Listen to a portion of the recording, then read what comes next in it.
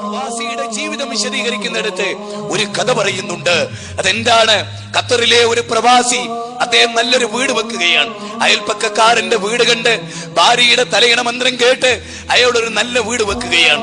ആ വീട് നിർമ്മിച്ച് അതിന്റെ ഹൗസ് ഫാമിങ്ങിന് അയാൾ വരാൻ ഉദ്ദേശിച്ചപ്പോ ഭാര്യ വിളിച്ചു പറയാൻ വരാനായിട്ടില്ല. അയൽവാസിയായ ഇന്നയാള് ഒരു കാറും കൂടെ വാങ്ങിയിട്ടുണ്ട്.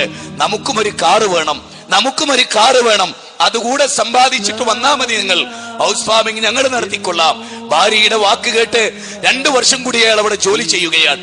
ജോലി ചെയ്ത് പണം സമ്പാദിച്ച് ഭാര്യക്ക് കാറ് വാങ്ങാൻ അയാൾ പൈസ അയക്കുകയാണ്. ഭാര്യ കാറ് വാങ്ങി, അത് വീട്ടിലെ ഷെഡിലെത്തി, ടിക്കറ്റ് ഓക്കെ ആക്കി.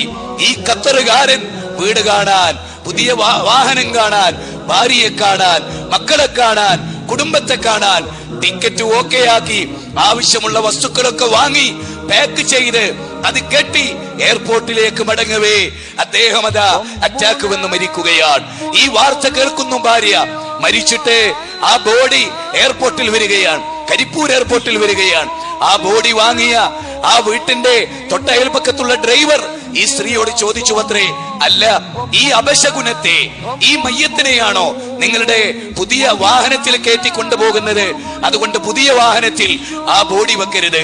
ഭാര്യ അത് മുഖവിലക്കെടുക്കുകയാണ്.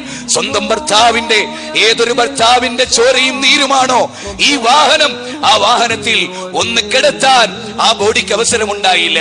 കല്ലായി പാലം കഴിയുമ്പോ ഈ ഡ്രൈവർ വീണ്ടും ചോദിച്ചു അത്രേ, അതല്ല, ഈ പുതിയ വീട്ടിലേക്കാണോ അപശകുനമായ ഈ മയ്യത്ത് കൊണ്ടുപോകുന്നത്? അതെ, ആ പുതിയ വീട്ടിൽ ഒന്നാം മയ്യത്ത് കിടക്കാൻ പോലും ആ സ്ത്രീ സമ്മതിച്ചില്ല. ഇതാ മനുഷ്യന്റെ ജീവിതം. ദുനിയാവിന് വേണ്ടി ഓടുന്നതിനിടയിൽ നശിച്ചു പോകുന്നത്, പക്ഷെ ആഖിറത്തിന് വേണ്ടിയിട്ട് ജീവിച്ചതുമില്ല. ദുനിയാവും നഷ്ടമായി, ആഖിറവും നഷ്ടമായി. എന്തൊരവസ്ഥാവിശേഷമാണിത്! അതുകൊണ്ട് മനുഷ്യരെ, റസൂലുള്ളാഹി സ്വല്ലല്ലാഹു അലൈഹി വസല്ലം പറഞ്ഞു, നിങ്ങൾ ഓരോരുത്തരും ഓർക്കണം, മൂന്ന് കാര്യങ്ങളാണ് മയ്യത്തിന് പിന്തുടരുക.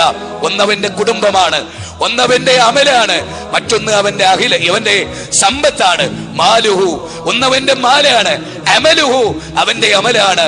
അതുപോലെ തന്നെ അവന്റെ സമ്പത്താണ്, കുടുംബമാണ്. ഇതിൽ രണ്ടെണ്ണം മടങ്ങിപ്പോരും. അമല് മാത്രം. അങ്ങനെ നിൽക്കുമ്പോൾ നിങ്ങളൊക്കെ ഒന്ന് ആലോചിച്ചേ, നമ്മുടെ കയ്യിൽ എന്ത് അമലുണ്ട്? നബി സല്ലല്ലാഹു അലൈഹി വസല്ലം പറഞ്ഞു, നിങ്ങൾ ഉറങ്ങാൻ കിടക്കുമ്പോ നിങ്ങളുടെ കരീം പിശാചിന്റെ ഭാഗത്തുനിന്ന് പ്രേരണ ഉണ്ടാവും. വൃത്തികേടുകൾ ചെയ്തിട്ട് കിടന്നോളാൻ, വൃത്തികേടുകൾ ചിന്തിച്ചിട്ട് കിടന്നോളാൻ, നല്ല കാര്യങ്ങൾ ചിന്തിച്ചും ദിക്ർ ചൊല്ലിയും കിടക്കാൻ മലക്കിന്റെ പ്രേരണ ഉണ്ടാവും. കരീനിന്റെ പ്രേരണ വൃത്തികേടുകൾ ചെയ്ത് കിടക്കാനാണ്. എത്ര പേരുണ്ട് അങ്ങനെ കിടക്കുന്നവർ? സെക്സ് ആസ്വദിച്ച് തോന്നിവാസങ്ങൾ പറഞ്ഞ് തോന്നിവാസങ്ങളിൽ മുഴുകി കിടന്നുറങ്ങുന്ന എത്ര പേരുണ്ട്?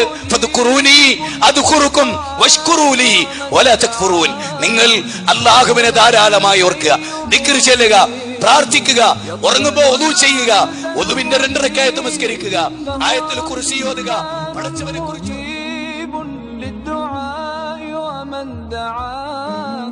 ربنا الهادي الودود